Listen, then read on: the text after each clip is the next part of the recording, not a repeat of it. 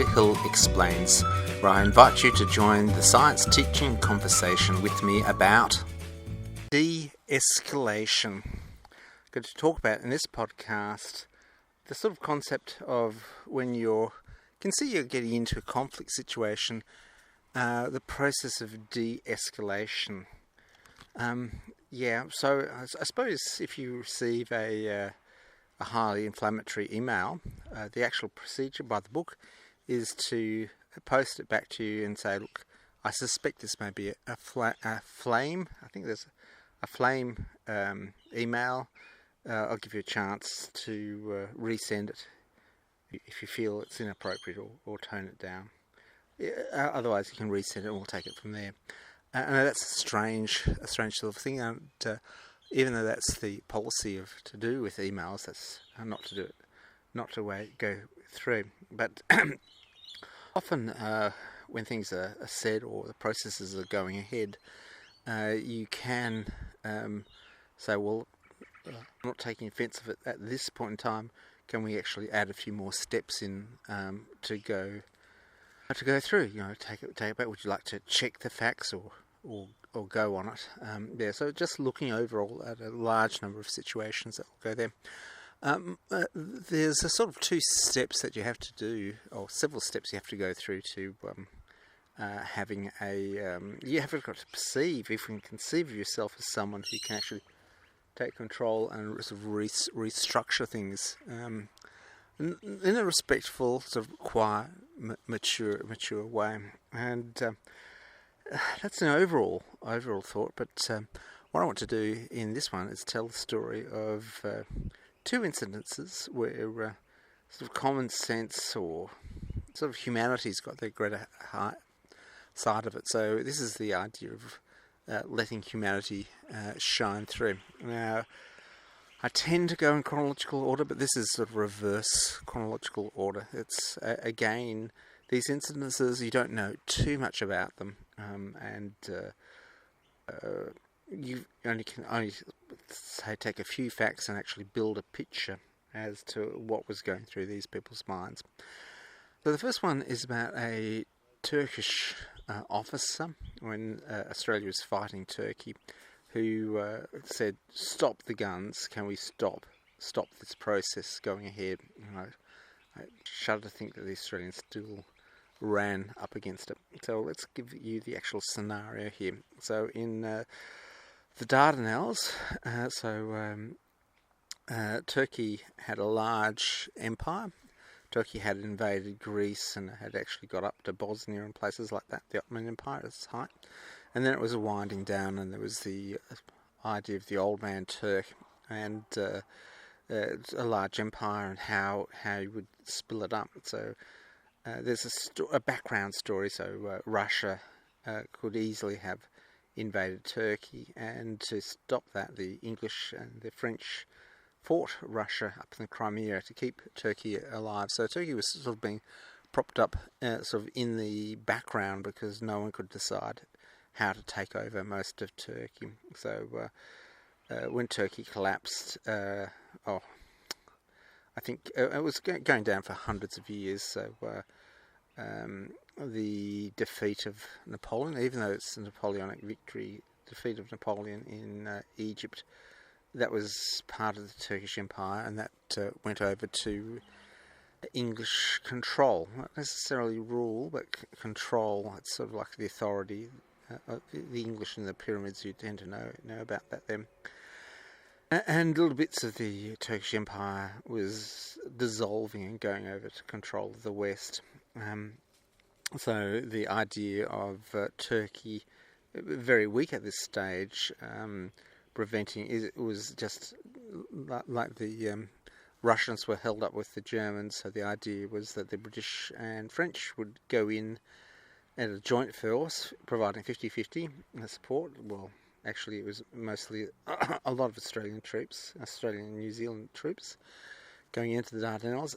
And the overall geopolitical plan was that you'd take Turkey off. It wasn't necessarily a very big force. Now, the difference here is that the Germans and Allies couldn't necessarily get supplies to these people, but they gave strategic and tactical commanders down to the Turkish. So the Turkish were German-led, and this is something you come out after reading a lot of stories, a lot of analysis, sort of sober historical analysis that you get to see. So there was a joint French invasion. Of course, the French also had colonial troops, and as France lost its colonies, the memory of their invasion of Turkey. So Australia invaded Turkish territory. It's pretty amazing stuff. And we, due to British planning, landed in some pretty sheer cliffs and had to fight a huge distance up. And there was a remarkably small area, I come to think of it, and there's a place called Lone Pine, there was a pine tree, and people could see it on the map as a lone pine. And the Turkish had machine guns, and they had built-in covered trenches. So these are, again, there was not... it was naval bombardment from the outside. Again, I'm just trying to think... I'm just trying to think. There was various naval things, naval submarines and ships and stuff like that. And I think Turkey had ordered ships from Britain, and they weren't delivered. And there was some really sort of strange way that Turkey got into the war. And so Turkey was fighting back, and there was a Turkish officer, and there's a lone pine. And to give you an idea of the significance of this, every Australian school was given a lone pine and a thing of this particular tree, which we fought on, and inevitably there's none left. Unfortunately, they gave it out to schools, but not with horticultural specifications on how to plant it. So these we could see the lone pine planted outside our house. Strange. So we could see a same tree being planted, and it obviously didn't survive. I doubt there are very many lone pines around the place that have ever survived forward. So I really didn't think through the propagation and the sort of instructions on how to actually regrow these things. But there was the inevitable charges, whistle blowing, and people saying, "Oh, well, I'm going to die." All right, that seems a fair enough deal for me, and they'd get over the top and all be shot. So fairly large casualties, and this social officer said, "Stop the killing. Let's stop," and it stopped firing for a while. And I don't know the depth of this, and this is the only one small thing which really struck me. And here's someone thinking of de-escalation. That obviously nothing happened, and they got back into shooting each other. But it's just those instances that you can see he was on the road to de-escalation.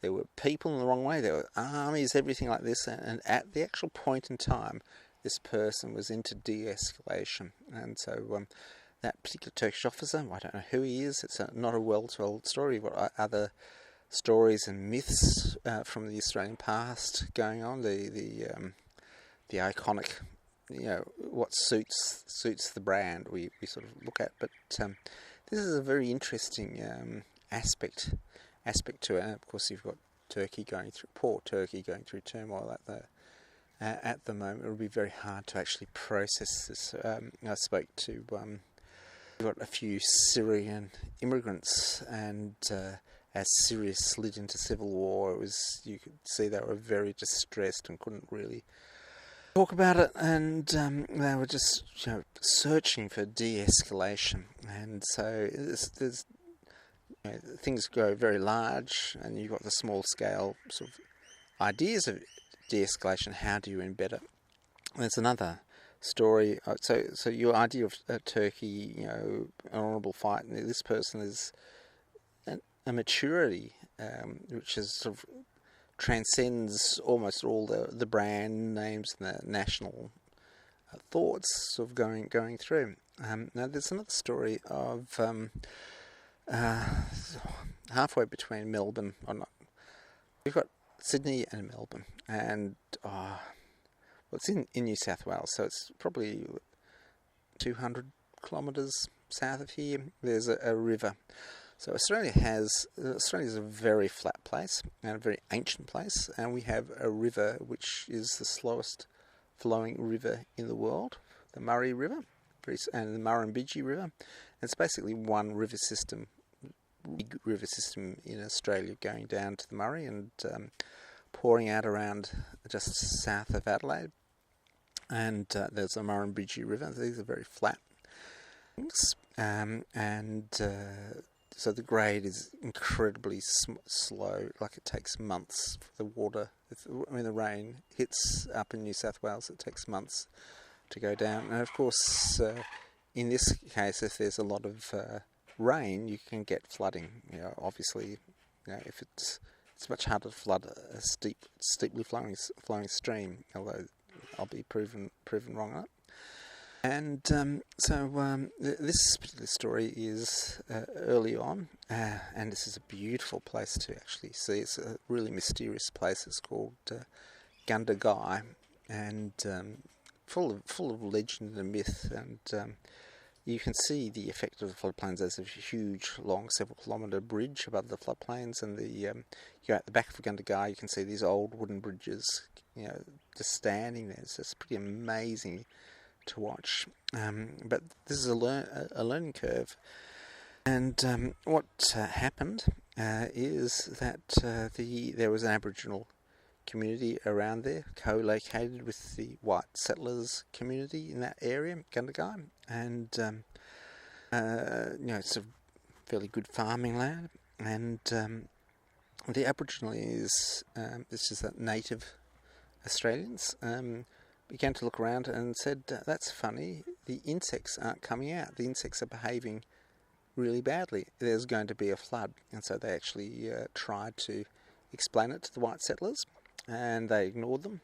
And so what happened, there was a big flood, and all these people were trapped. And even though there's supposed to be animosity and all this sort of strange, the Aborigines, or one particular person, went out in his bark canoe.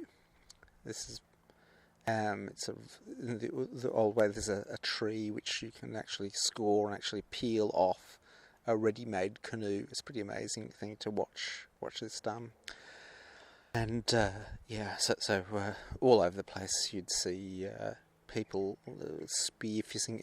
In fact, a lot of the Australian Aborigines didn't actually have that. I suppose more had spears. It's sort of something I'll have to describe a bit later on. It's a sort of slightly different theory of justice, and sort of the idea of if something wrong happens, you pay back and you move on. So there's a whole lot of de-escalation ideas sort of lurking in the background there, which we really need moving forward.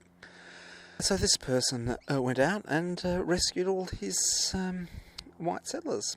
Sort of went to their farms. The river were rising. Went around and took them all out. And obviously, the march of history in both cases, the Turks and Australia, World War One, went on for another 4 horrible years. Millions of people died.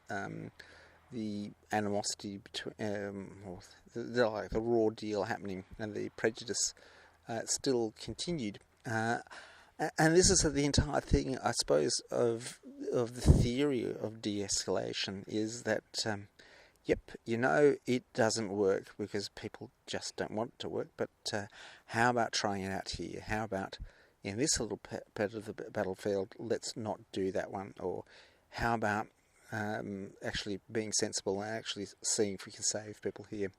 Or if you get into an email fight or an obnoxious document, yes, the overall war is going completely against us, but let's look at this and see if we can actually restructure and move forward. And I think we just don't have cultural words, we don't have stories, we don't have fables of quiet de-escalations. In fact, we watch movie after movie where the cops' daughters are killed by the the gang or something like that, and he goes on a rampage for years and years, and finally at the end of the movie he gets to knock out the criminal. Well, that's right. It's just there may be another part. I'm saying that's the way, and we've got a language and story of absolute escalation and absolute banding together, and at the end of the day you get these very large, heartless institutions where this sort of thing happens.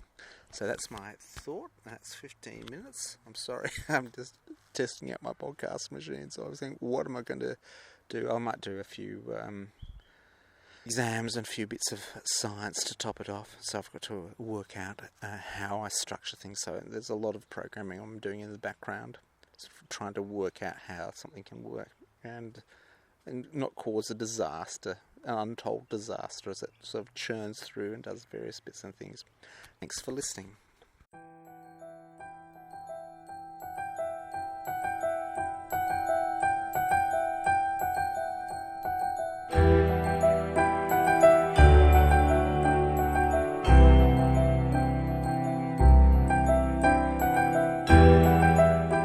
Another podcast, another story comes to a close. It's been a pleasure sharing this moment in time with you. May you discover truly amazing things, understand them, and tell others. Thanks for listening.